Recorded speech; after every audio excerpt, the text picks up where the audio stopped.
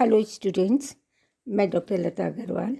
आज हम MA final group B paper 6 का विषय राजपूत मुगलों के बीच धार्मिक समन्वय कैसे हुआ, क्यों हुआ और किस कारण किया गया, और ये जो समन्वय स्थापित किया गया था, प्रारंभिक प्रयास अकबर द्वारा किए गए थे।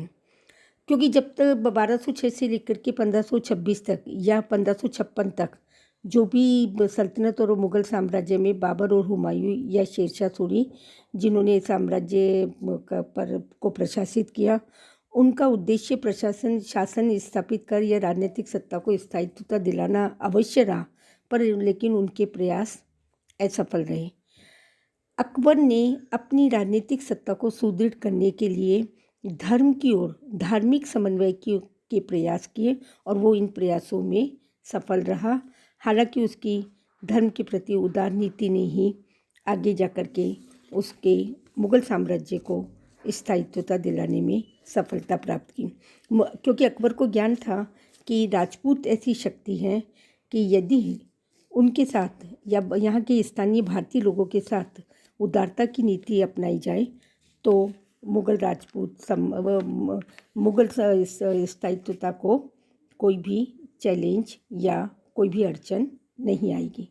परिणामतः मध्यकालीन युग एक मुस्लिम सभ्यता का युग बन गया और उसमें धार्मिक उदारता ने के परिणाम स्वरूप भारत में एक समन्वयात्मक प्रवृत्ति का विकास हुआ और उस विकास ने नए युग का प्रारंभ किया। इसी प्रकार अकबर की या पूर्ववर्ती सुल्तानों की संकीर्ण और कट्टर नीति का धीरे धीरे अकबर ने परित्याग किया और एक नए धर्म का इजाद किया या प्रारंभ किया, जो दीन इलाही धर्म कहलाया। अकबर ने 1556 से लेकर 1605 तक राज्य किया।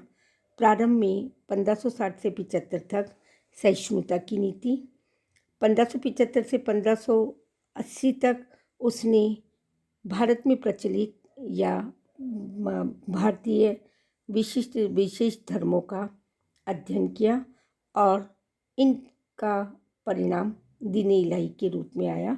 और उसके अंतर्गत सर्वप्रथम उसने कुछ ऐसे कर जो यहाँ के स्थानीय हिंदुओं पर आरोपित थे या जबरन वसूल किए जाते थे, उनको समाप्त किया। जैसे 1563 में यात्रा कर की समाप्त की, 1564 में जजिया कर को समाप्त किया और धीरे धीरे इसके माध्यम से उसने अपने इस्लामिक धर्म के नियमों को थोपने का प्रयास नहीं किया गया और इसी कारण उसने इबादत खाने की स्थापना की, खुतबा पढ़वाया और ईश्वर की आज्ञा का पालन करने के लिए लोगों को प्रेरित किया। 1582 में दीन इलाही नवीन मत धर्म की स्थापना की और कुछ उसके अंतर्गत यह निश्चित किया गया था कि उसका ना कोई पैगंबर है, ना कोई धार्मिक ग्रंथ था, ना कोई प्रमुख धार्मिक सिद्धांत थे। यह एक सरल धर्म था और इसके अनुयायी केवल ईश्वर की दैवी शक्ति में ही विश्वास रखते थे और अकबर को युग का इमाम अथवा नेता मानते थे। इसके विपरीत 1605 में अकबर की मृत्यु के बाद औरंगजेब की धार्मिक नीति में परिवर्तन आया। उसने पुनः तीर्थ यात्रा कर जजिया कर प्रारंभ कर दिए, चुंगी संबंधी भेदभावपूर्ण नीति अपनाई, हिंदुओं का प्रतिरोध करने के लिए उसने सरकारी नौकरियां बंद कर दी, हिंदुओं के विरुद्ध नियम बनाए और हिंदू मंदिरों को तुड़वाकर वहाँ पर मस्जिदें बनाई।